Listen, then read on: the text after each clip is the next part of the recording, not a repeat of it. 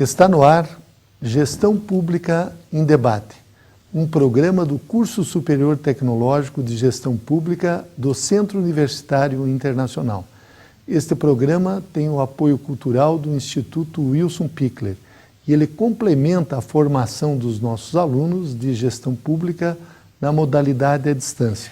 No programa de hoje, nós vamos debater o crescimento do setor de pet shop do Brasil. E para isso nós convidamos o administrador de empresas, Fábio Assarri. Fábio Assarri é presidente do Sindaca, que é o Sindicato das Empresas Aviárias e Casas Agropecuárias do Estado do Paraná e que está mudando de nome para Sindicato dos Pet Shops e Clínicas Veterinárias. O Fábio Hideki Assarri, ele atua há 13 anos no ramo de pet shops, ele é distribuidor de produtos veterinários e proprietário das empresas Pet Show e Nico Distribuidora. Eu gostaria que você nos falasse a respeito desse fenômeno que nós temos visto nos últimos anos, principalmente nas grandes cidades, que são os pet shops. O que você atribui esse grande crescimento do ramo de pet shops? Boa tarde, o prazer é todo meu de estar aqui com vocês falando sobre o tema, que é um tema que está na boca de todo mundo fala muito de animais e bichos de estimação. E o tema em questão do crescimento, a gente vem percebendo que os últimos 10 anos de mercado que a gente atua, ele teve um boom, né? E esse boom se deve justamente a várias necessidades que as pessoas têm, principalmente a de estimação. Então as pessoas deixaram de ter filhos para ter o animal de companhia, as pessoas idosas, os filhos acabam saindo de casa, e o que acaba acontecendo? A afeição por um animal de estimação cresceu, né? E isso não é só no Brasil, isso é um fenômeno mundial, né? Então, o crescimento da economia nesse setor, nos últimos 5 anos, foi um estouro, né? A gente vem passando desde 2009 da casa dos 10 bilhões, e o ano passado a gente chegou na casa dos 14 bilhões. Isso de faturamento do setor? Exatamente, do fator de faturamento em geral, que é a parte de alimento, a parte de comercialização do serviço, né? A prestação de serviço, principalmente veterinário, e a parte de estética, que é o banho e tosa, que hoje movimenta bastante a economia. Me diz uma coisa, você falou que esse boom foi aqui no Brasil nos últimos anos e falou desse valor de 14 bilhões, o faturamento geral do ano de 2012. Eu li outro dia uma notícia de que este ano, 2013, nós teremos um faturamento só na área de pet shops como se fosse 2 PIBs de um país como o Haiti, que tem cerca de 5, 6 milhões de habitantes. Confirma exatamente isso? Hoje nós somos uma atividade emergente, essa dos pet shops? Exato, até devido à estabilidade do Brasil, né, e a característica do brasileiro com relação a animais de estimação, esse boom aconteceu realmente nesses últimos 3 anos, mais forte. E esse número de 14 bilhões que foi atingido ano passado, esse ano, devido a alguns problemas que a gente vem acompanhando de economia, que é a explosão do dólar, né? As manifestações, enfim, está sendo, de uma certa forma, interrompida, mas assim mesmo a gente vem crescendo e vai sim superar a casa dos 15 bilhões. Um outro aspecto, Fábio, em relação aos pet shops. Curitiba é uma cidade que tem em torno de 1.800.000 habitantes, a região metropolitana nós temos aproximadamente 3.200.000. Quantos pet shops nós temos em Curitiba? Curitiba e região metropolitana, Hoje eu também sou distribuidor, né, Jorge? Então a gente tem um dado bem significativo de 1.800 clientes ativos, ou seja, 1.800 estabelecimentos que trabalham no setor. Então, a cada 2.500 habitantes, podemos dizer que tem um pet shop aqui em Curitiba? Exatamente. O número já ultrapassa o número de panificadoras.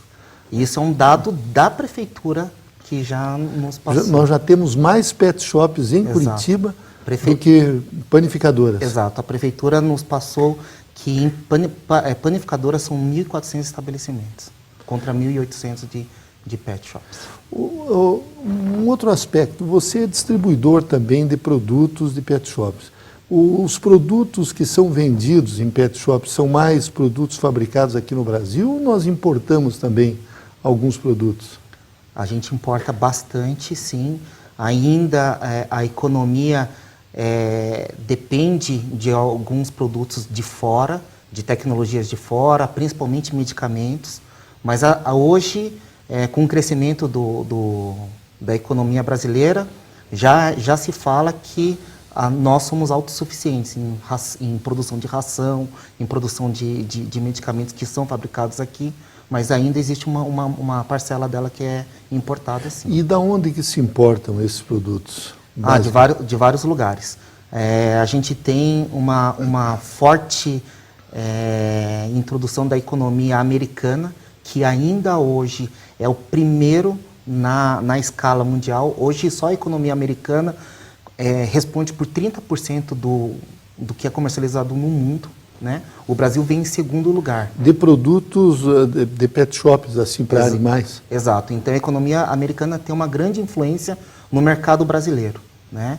Então isso é reflexo da economia deles mesmo, trazendo a cultura do pet shop. Inclusive, o nome pet shop é um nome atual, né? É um nome americanizado. Nada mais é do que o melhoramento das casas aviárias, né? Os aviários passaram a se modernizar, a entender um pouco mais o mercado ficou mais exigente, o mercado ficou mais para o lado de estimação. Aí o cachorro, que antigamente era para guarda, né? Ele passou a ficar dentro de casa, e aí houve a necessidade de ter todo um ambiente preparado para o cachorro. Ou seja, o cachorro não pode estar cheirando mal, o cachorro tem que ter cama, o cachorro tem que ter um pote, ele tem que ter um biscoito. Ele passou a ficar mais humanizado. E a partir desse momento criou-se o nome Pet Shop. Bem, a questão da domesticação dos cachorros, a história nos aponta que cerca de 17, 18 mil anos atrás, a espécie humana domesticou os cães. Então ele vem acompanhando o ser humano já há algum tempo, né? Exato. Mas você falou a respeito desta humanização do animal de estimação. Nós vemos em praticamente todos os pet shops que tem o banho e tosa, que você até tem argumentado que talvez esse nome, o nome correto seria esteticista de cães e gatos. Essa é uma profissão que você recomenda aos jovens, ser esteticista de cães e gatos? Eu recomendo por dois motivos, né? Primeiro, para aqueles que realmente gostam e realmente se identificam com os animais, porque é uma profissão que realmente requer habilidade, não só o gostar, mas habilidade também de tosar. Então, são profissionais hoje bastante procurados, bastante escassos no mercado. Então, o setor realmente demanda, né, de mais profissionais nesse setor. E tem cursos de capacitação para banho e tosa? Como é que a pessoa faz para se habilitar, ou seja, se transformar num profissional, um esteticista de cães e gatos? Jorge, aí que está o grande ponto. Na verdade, como o mercado também cresceu, e esse mercado foi se adaptando ao mercado brasileiro, o esteticista canino de gatos, né, que a gente tanto fala, ele não tem algo formal na formação, um curso mesmo. Existe curso, sim, de alguém que já aprendeu, que tem habilidade, que criou um certo nome e montou um curso de banho e tosa. Mas nada que tenha você sabe mesmo como professor, todo o lado didático. Eu acho que o lado didático de um profissional tem que existir, tanto nos cuidados, por exemplo, o esteticista canino não precisa só da habilidade, mas ele tem que entender a anatomia de um animal, de um cachorro, de um gato, principalmente no manuseio, porque ele está mexendo com uma vida e não só uma vida. Hoje ele se considera um filho de alguém, né? Então ele precisa realmente ter toda aquela habilidade, todo o carinho e o trabalho para se executar um bom trabalho. Né? E esse profissional, ele é valorizado no mercado? Ele, de acordo com as características dele, ele pode ter uma boa remuneração? Nós sabemos, por exemplo, que tem alguns cabeleireiros, aqui mesmo em Curitiba, que tiram aí 40, 50 mil reais por mês. Também aqueles mais famosos, numa cidade como a nossa aqui, em outras capitais, eles também são mais procurados e o trabalho deles tem uma valorização maior? Exatamente. A economia funciona de uma forma muito engraçada, né? Quanto mais escasso, mais valorizado ele é. E com essa demanda que existe pelo profissional, com certeza essa valorização também existe desse profissional, sim. Como aqueles que se especializam, melhoram, você diz muito bem, o cabeleireiro, ele é um cabeleireiro dos cães e gatos. Então ele também tem uma remuneração proporcionalmente à altura, né? Hoje, só para ter uma noção, quanto custa para fazer um banho e uma tosa de um cão? Esse trabalho é feito, as pessoas, principalmente que moram em apartamentos, eles fazem com uma certa frequência, semanal, mensal? Como ocorre isso? O banho e tosa, na verdade, até pela necessidade do ambiente onde ele fica, que é dentro de casa, geralmente em cima da cama das pessoas, ou seja, no ambiente mesmo onde há o convívio familiar. Então, depois de uma semana, a gente diz vulgarmente que vence o tempo dele de banho. Então, esse tempo acontece realmente semanal. Né? É semanal? Semanal. Então, hoje eles vão mais ao cabeleireiro do que os humanos? Ah, isso com certeza. Porque, assim, o cabeleireiro, geralmente, as pessoas vão para fazer unha, fazer o cabelo, né? Alguma coisa assim. O cachorro, não, ele precisa tomar banho. Né? Nós, humanos, tomamos banho todo dia, né? O cachorro, pelo menos uma vez por semana. Pelo menos aqui no Brasil, né? Em alguns países, exato, que esse costume nós adquirimos dos índios, né? Mas alguns países da Europa, a gente sabe que às vezes levam semanas. Né? Exatamente. E um valor, como você tinha me perguntado sobre um valor médio, depende muito do tamanho, Jorge. Existem cachorros de pequeno porte, médio porte e grande porte. Não é por quilo, mas é por tamanho. Ah, pelo tamanho. Pelo tamanho. Então, a gente avalia o cachorro conforme o tamanho, conforme a quantidade de pelo, né? E um banho mínimo, né, que se cobra hoje, em média, é R$28, R$30, um banho de um cachorro de porte pequeno. Isso, né? Leva quantos minutos assim para dar um banho num cão desse?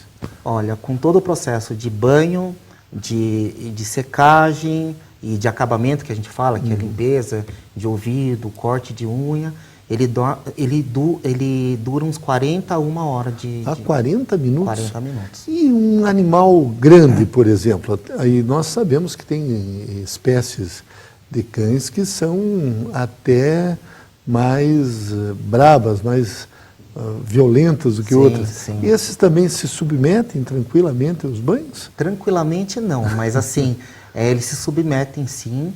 Esses cachorros levam mais tempo, às vezes ultrapassam 2 horas de trabalho em cima desse animal, né? Esses cachorros geralmente eles são avisados para o proprietário que a gente tem todo um cuidado especial.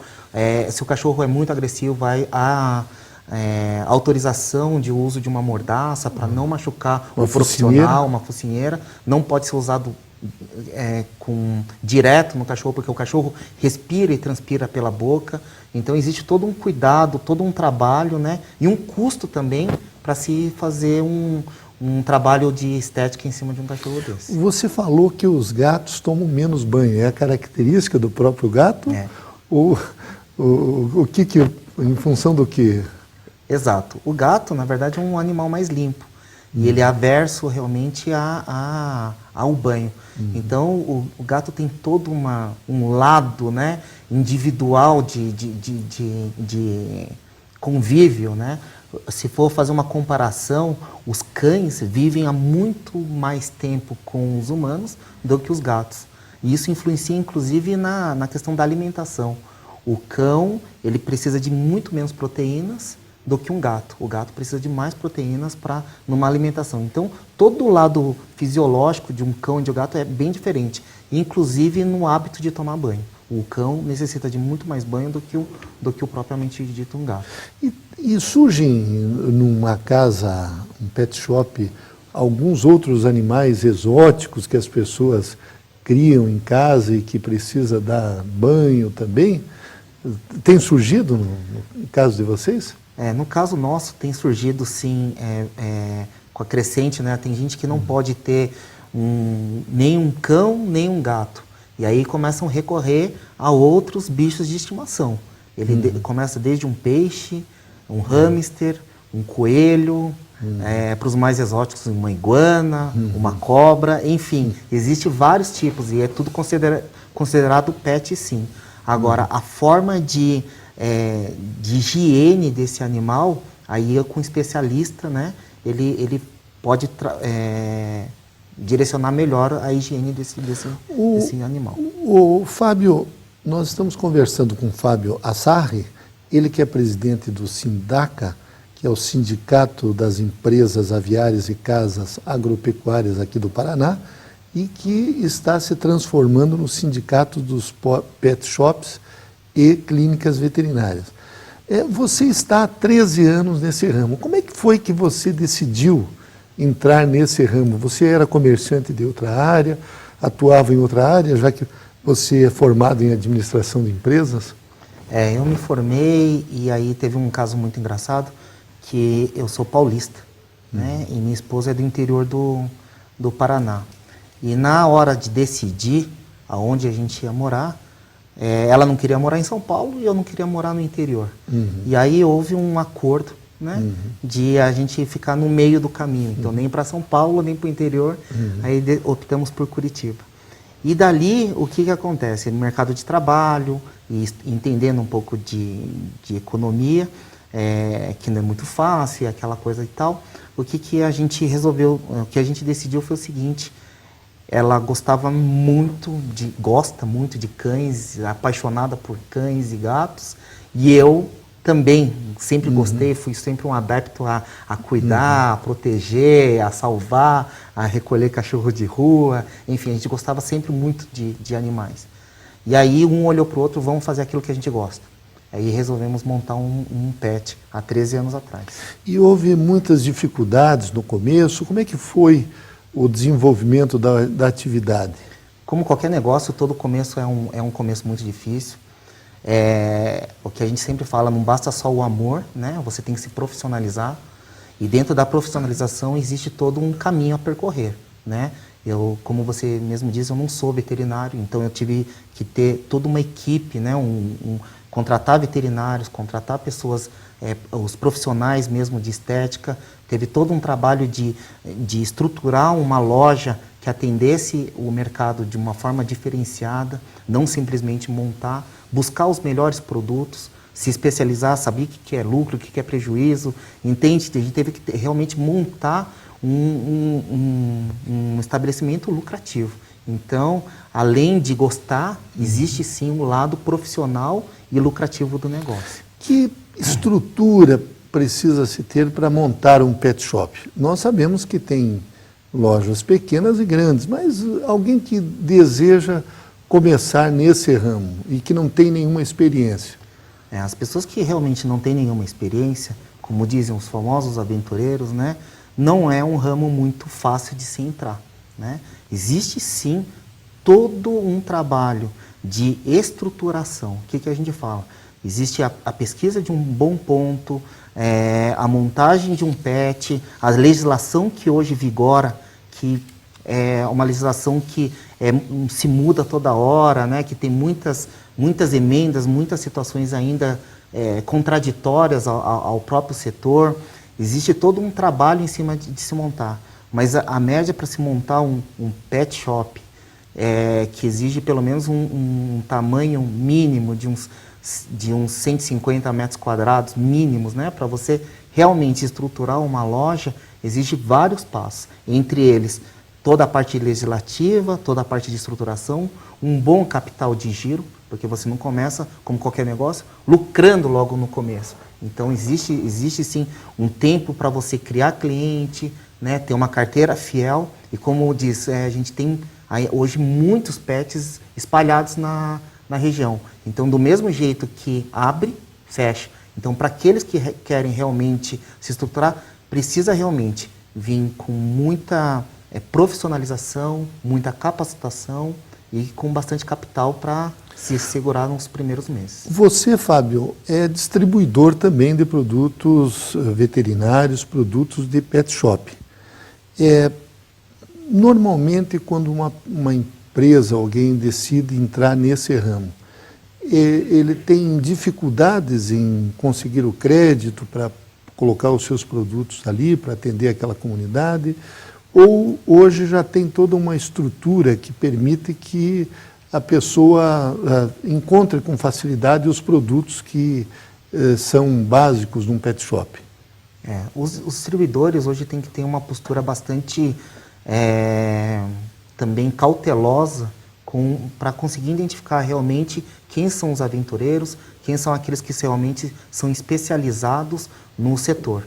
Então, o que acontece? O distribuidor hoje não só vende, mas ele presta toda uma consultoria de realmente assegurar que ele vai realmente rentabilizar com aqueles produtos, que ele vai ter condições de sobrevivência de mercado. Então, o distribuidor hoje tem como característica de não só fornecer, mas fornecer também know-how, fornecer material de trabalho, fornecer pessoas que consigam organizar e orientar da melhor forma o lojista. Fábio, o nosso programa ele vai para todo o Brasil, através dos canais da rede Etsat. Esse fenômeno do pet shop, você situou ele nos últimos 5 anos, ou seja, que houve esse boom do pet shop e vem de uma linha americana. Ele está nas pequenas cidades do interior também? Aquele antigo aviário se transformou num pet shop? As casas agropecuárias estão se adaptando para os pets? Como é que você conhece esse negócio a nível de Brasil? Eu, como distribuidor, tive a oportunidade de visitar e conhecer o Brasil de ponta a ponta.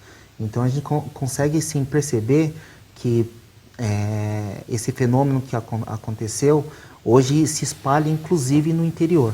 E no interior, por incrível que pareça, os aviários estão se tornando pet shops, meio aviários, meio casas agropecuárias, e existe já no interior as casas só pet shops mesmo, que são os estabelecimentos que estão se especializando em fazer a estética, em vender um alimento de melhor qualidade, enfim, estão se preocupando em tratar melhor o bichinho mesmo no interior. Em relação digamos, ao banho e à tosa, vocês também preparam os animais para concursos, para eventos, que normalmente a gente acompanha até os veículos de comunicação, concursos de cães, de gatos. Também esse trabalho é feito dentro dos pet shops? Não são todos os pets que trabalham com essa preparação para cachorros de exposição. Geralmente esses cachorros de exposição vêm seguido de um profissional especializado que só trabalha com isso. A maior parte dos pet shops estão habilitados a fazer a parte estética mesmo, o banho, a tosa tradicional, né? Aquele que, vamos dizer, é o mais básico até intermediário. No caso do profissional, A pessoa que está procurando realmente ter um cachorro de exposição, ele é preparado desde o momento que nasce até... Existe o absurdo de colocar... Absurdo não, mas né, hoje dentro do profissionalismo, existe até fazer chapas, né? Naqueles cachorros de pelo longo, aquelas chapinhas, né? Igual madames. Como fazem para as madames. Exatamente. Existe até a questão de fazer chapas, tosas feito com pedras, enfim... Todo um trabalho diferenciado. Outro dia até estava conversando com um amigo meu e ele estava desenvolvendo produtos de beleza, shampoo para pet shops para animais. Isso já tem muitas indústrias nessa área de sabonete, de shampoo, aqui no Brasil que atendem esse segmento? Exatamente. Hoje existem muitos, inclusive assim de uma forma até que... né, já demasiado. Mas né? Esses produtos são semelhantes aos do humanos ou têm características diferentes? Tem características bem diferentes. Um shampoo humano não se usa num animal. O pH da pele do animal, o pelo, tudo é diferente. Então a gente acaba estragando o pelo ou estragando, dando até problemas de reação alérgica, de problemas de dermatites, inclusive, no uso do shampoo humano em cachorro. E vice-versa, se alguém usar não faz mal para nós, um shampoo de um cão, de animal usar para os humanos, ou é problemático também? Não, na verdade assim, o que cada um no seu quadrado, no seu ambiente. Mas assim, há mais problemas do shampoo humano sendo usado em cães do que dos cães sendo usados em humanos. O pH do shampoo humano é muito mais ácido. Então ele agride muito mais o pele do animal. Então, Fábio, se eu deixei de fazer alguma pergunta a você, eu gostaria que você pudesse colocar aqui e já agradecer a oportunidade de entrevistá-lo, você que é presidente do SINDACA, que é o Sindicato das Empresas Aviárias e Casas Agropecuárias do Estado do Paraná, Fábio Idek Assarri. Gostaria que você fizesse as suas considerações finais neste nosso bloco do programa Gestão Pública em Debate. Não, primeiramente queria agradecer, né, toda a recepção e a oportunidade de estar aqui falando de gestão, né? E assim, o que a gente realmente gostaria de deixar como uma última palavra é a questão mesmo dos pet shops. Hoje a gente fala muito em profissionalização. E essa é a palavra, realmente a profissionalização. Todo crescimento que tem um boom também existe, né? Como as grandes cidades acontecem, acabam tendo alguns problemas, né? Com relação ao crescimento muito rápido. E tudo que cresce muito rápido, às vezes, perde-se um pouco do controle. Então, o sindicato foi criado justamente não para realmente criar manifestações ou ir contra, não. A gente realmente se organizou para se profissionalizar. Acho que esse é a palavra mais forte do sindicato, profissionalização. E a gente espera realmente que quem gosta e quem realmente busca o serviço, quem está mais atento ao mercado, realmente busquem os profissionais, busquem as casas que estão na frente, que estão buscando ser melhor no mercado para poder atender melhor o bicho de estimação, que, voltando, né, a gente realmente tem o bicho de estimação com todo afeto. Hoje ele está dentro do nosso orçamento familiar. Então, o pet tomou realmente um pedaço da nossa vida, do nosso cotidiano, da nossa vida, e ele está inserido dentro da economia, sim. Então, por isso, a gente dá tanta importância de realmente ter essa parte bem estruturada, bem organizada e bem profissionalizada do ramo. Nós entrevistamos em Gestão Pública em Debate o Fábio Assarri, ele que é presidente do SINDACA, que é o Sindicato das Empresas Aviárias e Casas Agropecuárias do Paraná. Fábio, eu quero agradecer muito a sua presença em Gestão Pública em Debate e não tenho dúvidas de que você contribuiu na formação dos nossos alunos. Muito obrigado. Muito obrigado. Uninter é para você que quer mais. Mais conhecimento, com qualidade de ensino que é referência no Brasil. E indicada por mais de 250 mil profissionais. Mais flexibilidade para conciliar os estudos com seu dia a dia. Com mensalidades que cabem no seu bolso e localizado perto de você. Uninter é para você que quer mais chances no mercado de trabalho, com uma formação diferenciada. Faça mais pela sua carreira. Acesse uninter.com e inscreva-se. Uninter, para você que quer mais. Educar é fazer sonhar, é acreditar no valor das pessoas, ampliando seus horizontes. Educar é realizar. Com a missão de criar oportunidades que transformam a vida de quem precisa, o Instituto Wilson Pickler de Responsabilidade Social faz a diferença para muitas pessoas. Oferece cursos de graduação e pós-graduação à distância, em parceria com o Grupo Uninter, e cursos livres de capacitação. Além disso, possui projetos de geração de renda para comunidades carentes. Instituto Wilson Pickler de Responsabilidade Social, acreditando no valor das pessoas através da educação. Retornamos com Gestão Pública em Debate, um programa do Curso Superior Tecnológico de Gestão Pública do Centro Universitário Internacional, Uninter. Este programa ele tem o apoio cultural do Instituto Wilson Pickler e ele complementa a formação dos nossos alunos de gestão pública na modalidade à distância. Nesse atual bloco, nós vamos debater a lei e o animal de estimação. E para isso nós convidamos o médico veterinário Carlos Alberto Mundim Júnior, ele que é veterinário, formado na Universidade Tuiuti do Paraná, proprietário da Pangea Zoopet. Ele trabalha com o comércio legal de animais silvestres e domésticos. Sua loja está estabelecida na Avenida Nossa Senhora Aparecida, aqui em Curitiba, e o Dr. Carlos Alberto Mundim Júnior, ele também é vice-presidente do SINDACA, o Sindicato das Casas Agropecuárias e Aviários do Estado do Paraná. Dr. Carlos Mundim, eu gostaria que o senhor nos explicasse como funciona o comércio legal de animais silvestres. Esses animais silvestres que são vendidos legalmente, eles são criados especialmente para se transformarem em animais domésticos. Como é que funciona esse comércio? Bom, primeiro de tudo a gente tem que ter uma autorização do IBAMA, que é o órgão competente para comercializar dentro do nosso negócio, da nossa loja, qualquer tipo de animal silvestre. Tá?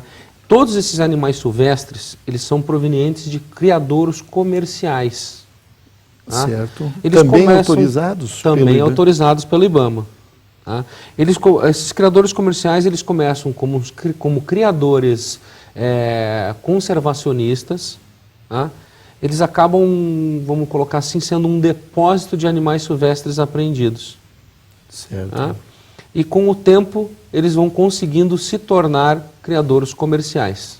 E que tipo, doutor Mundim, que tipo de animais que o senhor comercializa? Pode nos explicar? Olha, aves, répteis, que animais basicamente? Nós comercializamos répteis, aves. Os répteis que nós temos na nossa loja e que é liberado para comercialização são as iguanas, as cobras, as jiboias, tartarugas tigre-d'águas, jabuti, o Geochelona carbonária, e várias aves, araras, tucanos, papagaios, vários tipos de psitacídeos. Por exemplo, jacarés, esse não... Existem criadouros comerciais, sim, destinados à carne e a couro. Ah, sei, mas como animal doméstico... Não, esse tipo de animal não é permitido. E esses animais, tipo jiboia, essas iguanas, eles não são perigosos para quem tem esses animais em casa? O risco de termos um animal, independente que seja uma jiboia, que seja uma iguana, ou que seja um cão ou um gato, existe e sempre vai existir. Esses animais são domesticados. Tá? Nos primórdios, quanto tempo o cão demorou para ser domesticado? Né? Então, qualquer tipo de contato com qualquer tipo de animal, né? Você precisa ter o respeito por esse animal. Saber a hora que você vai lidar com ele, saber o momento exato que ele precisa se alimentar. Né? É isso que nós precisamos. Então, o risco existe em qualquer tipo de animal. Tanto as cobras, quanto os papagaios, quanto até mesmo as tartarugas, com crianças, elas podem morder, não vai arrancar um pedaço do dedo, não vai machucar a ponto de... Mas os cães e os gatos são a mesma coisa. Doutor, na nossa infância era comum você encontrar nas casas das pessoas que moravam na zona rural, inclusive macacos, saguis, micos, esse tipo de animal também é permitido que você crie? Alguns primatas existem sim. Nós comercializamos os saguis do tufo branco, os saguis do tufo preto, o chamado Calitrix culi, né, que é o sagui do tufo branco. Existem alguns tipos de macaco prego que eles são liberados para comercialização. Não são animais baratos e nem fáceis de manter. Tá? Então são alguns tipos de animais que a gente não aconselha. Por exemplo, um sagui eu não vejo problema de ter. Agora, um macaco prego, que hoje é autorizado para você ter, é um risco sim. Mas que tipo de risco? Ele pode morder as pessoas? O macaco prego ele pode morder e pode arrancar um dedo. Certo. E esses animais, eles são... a pessoa recebe um certificado, recebe um documento de que ele é um animal, legalizado? Sim. O animal proveniente de cativeiro, ele chega com nota no nosso estabelecimento, tá? Com o número do microchip. Tem um microchip. Tem um microchip registrado no IBAMA e eles têm as anilhas também. No caso das aves, elas têm as anilhas. Anilhas chamadas anilhas fechadas, que você coloca nessas aves quando elas são filhotes e após isso você não retira mais. Isso é uma espécie de um certidão de nascimento, então? É uma certidão de nascimento. Com todos os dados do animal? Com todos os dados do animal. Proveniente do cativeiro que ele veio, o número da anilha, cada anilha tem um número diferente. E quando você compra esse animal de uma loja especializada, você vai receber uma nota fiscal mostrando o número da anilha, toda a descrição do animal, a espécie, nome científico e o número da anilha ou o número do microchip. Um animal, digamos assim, de estimação, mas que tenha origem, um animal silvestre, que não é um domesticado tradicional, tipo um gato, um cão. As pessoas, para ter um animal desse, precisam, obviamente, morar em casa, porque... Ou tem pessoas que têm em apartamentos também esses animais? Muitos têm. As cobras são animais que não têm um cuidado especial. Você vai ter um custo nela inicial de você ter um ambiente climatizado para ela, porque ela precisa de uma temperatura alta, ela vai precisar de pedra de aquecimento, luz que emite os tipos de raio que ela precisa, a alimentação, só que é um animal que não precisa de espaço. Porque você não vê as serpentes caminhando de um lado para o outro como um cachorro. Tá? Elas ficam num cantinho separado para elas. E a alimentação, por exemplo, de uma jiboia, que ela chega a um tamanho enorme, né? Eu tinha uma jiboia com 2,5 metros de comprimento. Tá? Eles comem, na verdade, animais vivos, né? Ou abatidos e congelados. Tá? As cobaias que a gente dava para ela. E se a pessoa tiver um casal e esse animal se reproduzir lá dentro da casa do cidadão, o que acontece aí? Isso aí nós temos um problema muito sério, porque você não consegue regularizar esse animal. Você pode ter um casal, uma jiboia macho, uma jiboia fêmea, eles cruzarem dentro do ambiente, que acontece, tá? E você vai ligar para o órgão competente e dizer o que você faz com ela. Eles não sabem te explicar e não sabem o que fazer. Que situação, né? É muito difícil.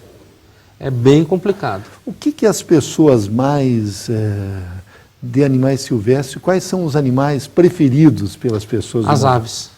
São as aves. Papagaio. Papagaio, as arara, ararajuba, arara canindé, arara cloróptera, papagaio do Congo, as pirrúrias, os psitacídeos de maneira geral são os mais... Os psitacídeos são os do bico torto. O papagaio? Os papagaios, isso, da família dos papagaios. Esse vive quantos anos? Disseram que vive até 80 anos? Não, a média de 45 a 50 anos, com certeza um papagaio vive. Então, se a pessoa tiver ali uns 40 anos, vai até o final da vida? Vai até o final da vida.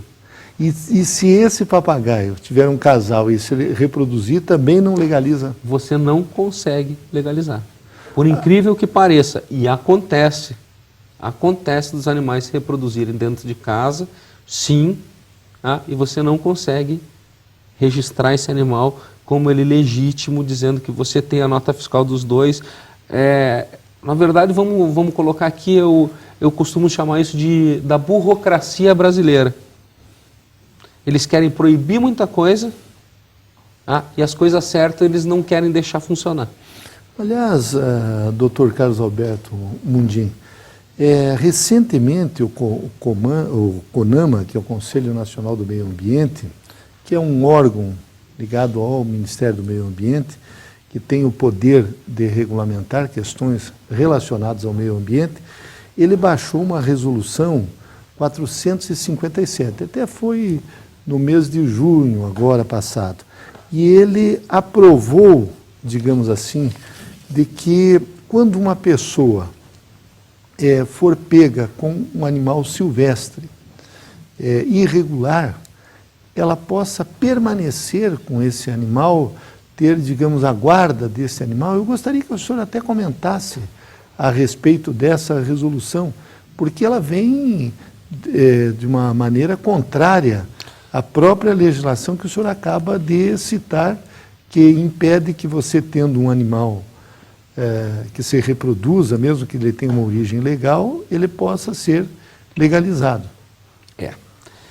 Vamos contra, de novo, as leis impostas pelo nosso próprio país. Eu, no meu estabelecimento, eu recebo visita pelo menos a cada 2 meses de fiscais. Eu tenho que mandar uma lista a cada 6 meses relacionada com os animais que eu vendi, o nome e o endereço das pessoas. O senhor recebe a fiscalização de geralmente por denúncia. Mas de quem? Da prefeitura? Clientes que entram na loja. Não, mas da fiscalização da prefeitura, fiscalização do... Não, por fiscalização do IBAMA, mesmo. A IBAMA é a Polícia Florestal. Pessoas que não conhecem a legislação, não sabem que esses animais podem ser comercializados legalmente, olham lá e ligam, tem uma arara no endereço tal, tal. Chega lá, eu mostro a anilha, mostro a nota, mostro tudo conforme é o correto. E por essa resolução, então, se uma pessoa for pega com um animal contrabandeado, qualquer coisa assim, ela poderá ficar com a guarda desse animal? Sim. O que fica mais fácil? Vamos nos unir aos traficantes do que legalizar a coisa que é mais difícil, né? Então, o que acontece? A pessoa vai adquirir, ela não pode legalmente adquirir esse animal de um traficante. Certo. Mas ela vai lá, como muitas pessoas vão fazer, vai adquirir esse animal de um traficante, vai ligar para o IBAMA, olha, eu estou com um animal aqui em casa, assim, assim, assim, vou mandar as fotos, olha, nós não temos onde colocar esses animais, por quê? Porque a quantidade de animais apreendidos hoje é muito grande, né?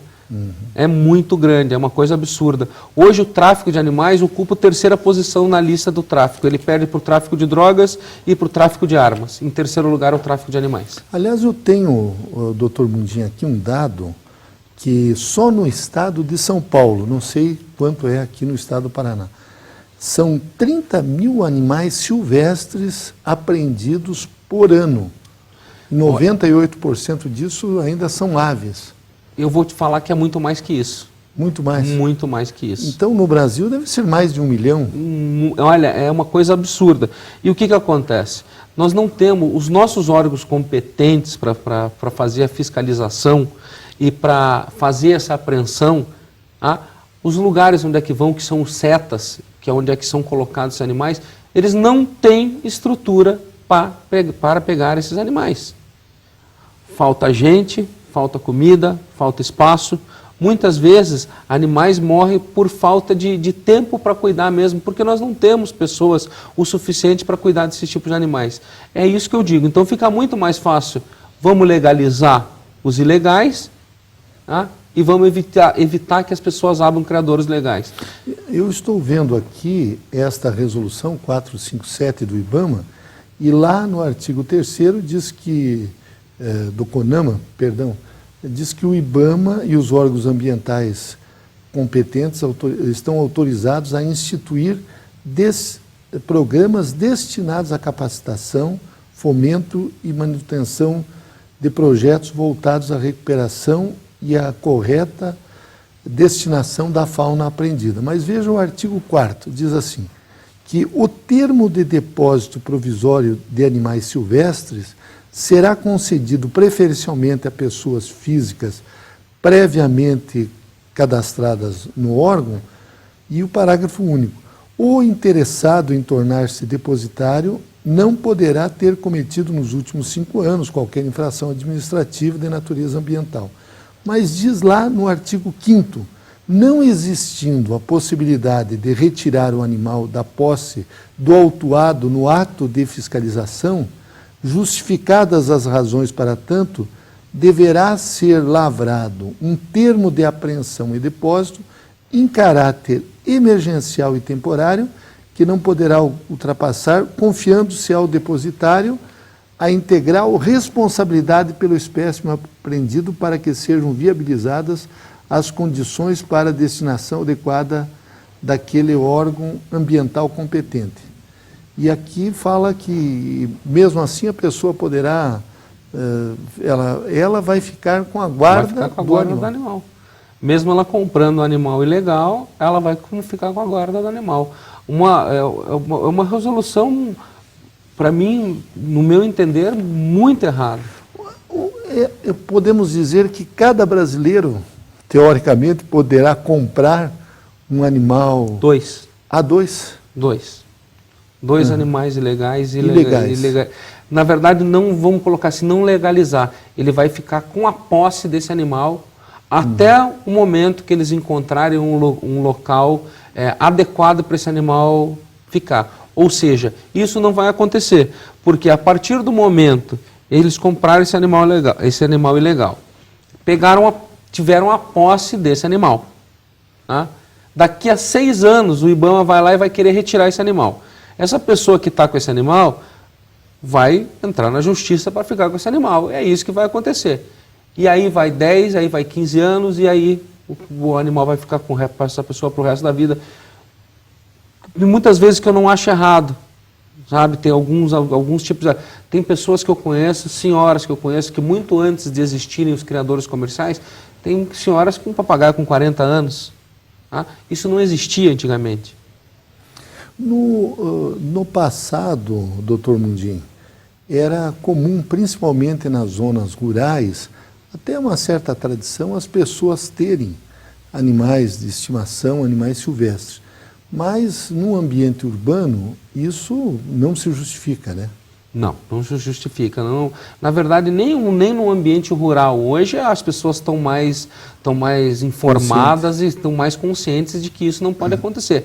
Mas com essa resolução, com certeza, vai acontecer. Eu, no meu entender, não ficaria muito mais fácil legalizar mais alguns criadores comerciais. Tá? Eles seriam um depósito de animais? Seriam. Mas todos responsáveis por ele, e eles criarem esses tipos de animais e revenderem por questões comerciais, porque a pessoa não vai ter um animal, montar um criadouro só para beleza. Ninguém nesse país tem tanto dinheiro para isso. Aliás, tem muito dinheiro nesse país, mas as pessoas que gostam de animais de verdade querem comercializar. E qual que vai, eu pergunto, doutor, qual que vai ser o final da vida de todas essas espécies? Nós estamos num país onde nós temos grande derrubada de matas, nós temos hidrelétricas sendo construídas. No meu entender, o final de todos os animais seriam os criadores comerciais para perpetuação da espécie, porque a espécie de animais silvestres um dia vai acabar na natureza. Isso é uma coisa real. Doutor Mundim, o senhor como veterinário o tratamento veterinário desses animais silvestres. Evidentemente que tem princípios gerais, mas há muita coisa, cada espécie tem um tipo de tratamento diferente, então para o veterinário também é um trabalho difícil, né? Você tem que entender de muitas espécies. Na verdade, os silvestres e os répteis, de maneira geral, eles são mais difíceis de você entender. O que eu sempre falo, né? A pessoa vai no médico e fala, está doendo aqui. O animal não fala, você tem que descobrir. Então, cada espécie tem um tipo de alimentação diferente, tem um tipo de problema diferente. Aliás, até outro dia eu vi uma piada, não sei se foi até o senhor que me contou, disse que um amigo foi no médico e chegou no médico lá, disse o seguinte, o que o senhor tem? Perguntou o médico. Ele disse, olha, você como médico deve descobrir. E ele insistiu, mas qual é a tua doença? E ele não dizia. Ele disse, bom, como o senhor não está querendo saber a doença, não quer me contar o que o senhor está sentindo, ali do outro lado da rua tem um médico veterinário que pode resolver o seu problema, que vocês atendem sem precisar... Sem perguntar, sem né? perguntar para o cliente lá o que ele tem. É a verdade, é a realidade. Mas, doutor Mundim, mais uma questão que eu gostaria de levantar aí em relação a essa questão legislativa. A cidade de Curitiba e várias cidades do Brasil, elas têm uma legislação que proíbe, digamos, a criação comercial dentro do seu território. E Curitiba é uma dessas cidades que você não pode criar canários, não pode criar cães, gatos, mesmo você tendo um aviário legalizado, mesmo tendo um canil especializado. Como é que o senhor vê essa legislação que é recente aqui em Curitiba e que impede, já que Curitiba é uma cidade totalmente urbana e por esse critério estabelecido nessa lei, fica proibido ter criadores dentro do município de Curitiba? Discordo da lei também, Jorge, discordo porque a gente fala em animais, animais comerciais, animais domésticos. Certo. Nós não vamos criar dentro de Curitiba vaca, porco, galinha. Tá? Nós estamos falando de cães, gatos e roedores, e alguns tipos de aves. Tá? Volto a bater na questão. Periquitos, calopsitas, canarinhos se reproduzem com facilidade. Tá? Dentro de uma gaiola pequena, eles se reproduzem. E vamos fazer o quê? Esses animais, se forem soltos na natureza, eles têm dificuldade em sobreviver? A maioria sim, porque são animais criados dentro de casa, eles não sabem se alimentar sozinhos, né? Certo. Eles não vão à procura de alimento que nem vários animais fazem. Eles estão acostumados a comer uma raçãozinha no potinho. E a criação de cães, de raças, principalmente, há todo um sistema de classificação? Eu vejo se eu não me engano, é a Prefeitura de Curitiba que fez esse foi decreto. a Câmara Municipal. A Câmara Municipal. Eu vejo que eles tiraram o emprego e o ganha-pão de muitas pessoas que criam, que vivem de venda de cães e gatos. Certo. Eles tiraram o emprego. Não é dessa maneira, eu acho que tinha que existir existir mais fiscalização. Tá? Concordo com a fiscalização, ver se os animais estão sendo bem tratados. Agora, a pessoa que paga um valor de R$2.000 num cão, não vai largar o cão na rua. O que nós vemos são alguns protetores que quiseram inventar essa lei pela quantidade de cães que nós temos hoje de rua. Tá? Mas não são cães de raça. Tá? Não que eu não goste de cães de rua, porque eu tenho 3 em casa que apareceram na porta da minha casa. Eu sou um apaixonado por animais, todos os meus cachorros são sem raça definida, tá? E levei eles para dentro de casa. Agora, eu acho que isso é uma questão da prefeitura resolver. Castração em massa. O senhor falou de castração, vocês também são obrigados a castrar os animais que Pois eles querem que para nós comercializarmos esses animais, os cães, os cães, os gatos, os roedores, eles vão ter que estar com nota fiscal. Como aqui diz, não existe em Curitiba, não existe e não pode ter nenhum criador ou comercial de animais. Bom, Curitiba já não pode criar mais nenhum tipo de bicho. Esses animais os cães têm que ser microchipados. Não acho errado. Tem que ser microchipado, tem que ser registrado. Corretíssimo. Agora, castrar um animal com 60 dias, eu como médico veterinário, eu discordo. Discordo porque o animal precisa para o desenvolvimento dele. Ele não pode ser castrado com 60 dias de idade. É totalmente errado. Totalmente errado. Então, nós entrevistamos o Dr. Carlos Alberto Mundim Júnior. Dr. Mundim é médico veterinário e o tema de hoje foi a lei e o animal de estimação. Dr. Mundim, muito obrigado pela sua presença em Gestão Pública em Debate. Eu não tenho dúvidas de que o senhor contribuiu na formação dos nossos alunos. Muito obrigado a vocês, obrigado pelo convite. Obrigado.